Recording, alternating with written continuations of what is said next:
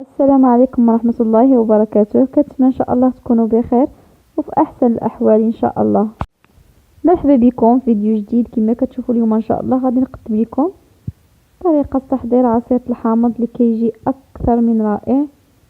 واخا نهضر عليه تنايا يعني ما غاديش نقول لكم كيجي لذيذ بزاف، وممكن انكم تحتفظوا به حتى 4 شهور. فانتم دابا جالسين في الدار ممكن انكم تصايبوا كميه كثيره وتحتفظوا بها في المجمد ديالكم. هادو هما المقادير. انا هنايا غادي نعطيكم عبار 2 كيلو، نتوما لكم الاختيار، ممكن انكم تضاعفوا المقادير ديالكم وانتم دابا جالسين في الدار ممكن تصايبوه وتحتفظوا به لشهر رمضان ان شاء الله. فعندي هنايا كيلو ديال السنيده، 2 كيلو ديال الحامض، وعندي سكنجبير طري كما كتشوفوا.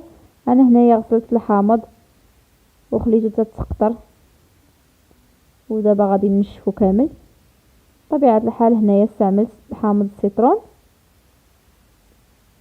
بعد ما غادي نشفو كامل كما غتشوفوا معايا، غادي نجيب الحكاكه اليدويه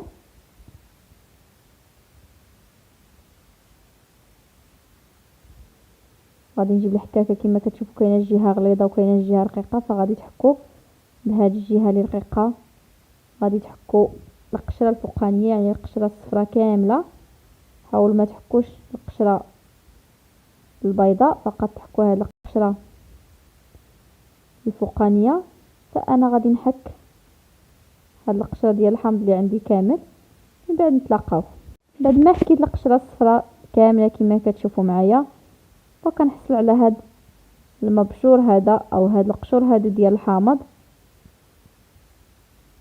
كما كتشوفوا. من بعد غادي نجيب العصاره، غادي نعصر الحامض اللي عندي كامل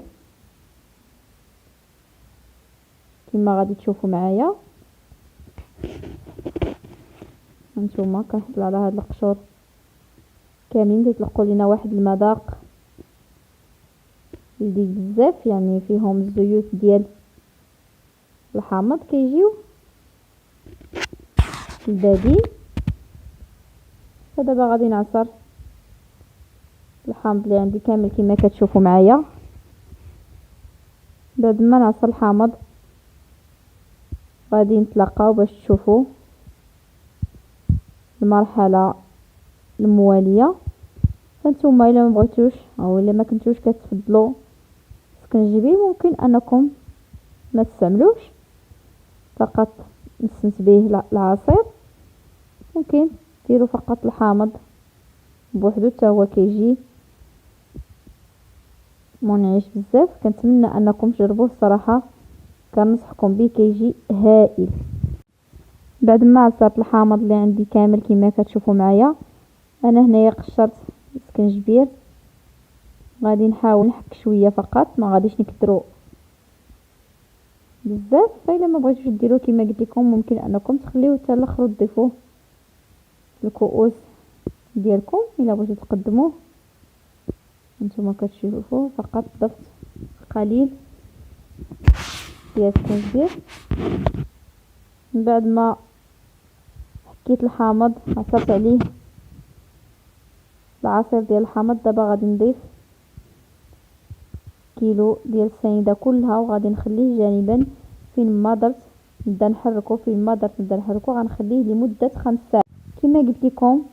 غادي نخليه نحركو لمده 5 ساعات تقريبا. انا كنحصل على هاد السيرو هذا بعد ما درت 5 ساعات كتذوب السنيده تماما، فكتحصلوا على هاد السيرو هذا. ممكن انكم تخليوه 5 حتى 6 ساعات. فين ما درتو كتحركوا عصير ديالكم كما كتشوفوا معايا. دابا غادي نصفيه، غادي نحصل على السيرو ديال الحامض كما كتشوفوا. حتى هاد القشور هادو ديال الحامض ما كنرميهمش، كنخليهم كنستعملوهم في الحلويات ولي كيك ديالنا، سيعطيونا حتى هما مذاق لي كيك والحلويات ديالنا. بطبيعه الحال فيه المذاق ديال الحامض وكيكونوا معسلين كما كتشوفوا. كنحصل على هاد السيرو هذا اللي غادي تعمروه في قنينات بلاستيكيه وغادي تحتفظوا به كما قلت لكم، يا اما في المجمد او في الثلاجه. فانا هنايا 2 كيلو ديال الحامض عطاني لتر ونصف ديال السيرو ديال الحامض، يعني ما غاديش نستهلكو هكا، غادي نوريكم طريقه الاستهلاك ديالو. هانتوما كتشوفوا كيكون على شكل سيرو كما قلت لكم، اللي غادي تعمروه في القنينات وغادي تحتفظوا به في الثلاجه ديالكم. انا هنايا درتو في قنينه ديال الزاج فقط باش نوريكم الشكل النهائي ديالو. اما نتوما من الاحسن تحتفظوا به في القرايه ديال البلاستيك. تيجي لهذا الشكل هذا. دابا ان شاء الله غادي نوريكم طريقه الاستهلاك ديالو، وخليكم معايا. الطريقه اللي غادي نسلكوا بها الحامض هي هذه. خديت انا هذا الكاس هذا ديال الرابعه ديال السيرو، ضفت ليه لتر الا ربع ديال الماء كما كتشوفوا معايا، وغادي تحركوه مزيان وغادي تقدموه بالصحه والراحه. كما كتشوفوا هذا السيرو وهذا اللي خلط بالماء. وصلت لنهايه الفيديو ديال اليوم، كنتمنى فعلا تجربوا هذا العصير وينال الاعجاب ديالكم، فانا متاكده انه غادي يعجبكم. وصلت لنهايه الفيديو ديال اليوم، ففضلا منكم وليس امرا ما تنسوش ديروا لي جيم، ولا كنتوا اول مره كتشوفوا قناتي فاشتركوا باش يوصلكم كل جديد. وكنبغي نشكركم كاملين على التعليق ديالكم الزوينين ودعمكم ليا، وشكرا.